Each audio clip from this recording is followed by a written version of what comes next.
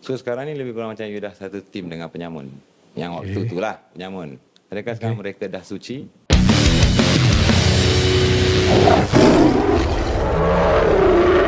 Kalau saya tengok banyak macam kadang-kadang you masuk podcast, berita pasal you ke.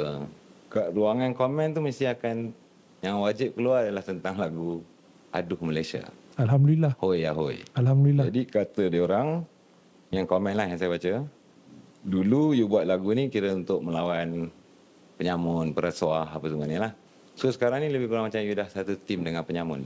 Yang waktu tu lah penyamun. Adakah sekarang mereka dah suci? Tak ada. Lagu tu masih relevan? Kalau orang komen tu masih relevan ha. Kan sebagai masih seorang relevan pada keadaan sekarang ni? sudah tentu. Pandangan YB tentang macam DNAA ni semua macam mana? DNA itu keputusan mahkamah. Kan okey, itu ada dia. Berapa banyak kes lagi yang ada yang masih ongoing untuk individu tersebut. Kan ada sebab ada banyak kes.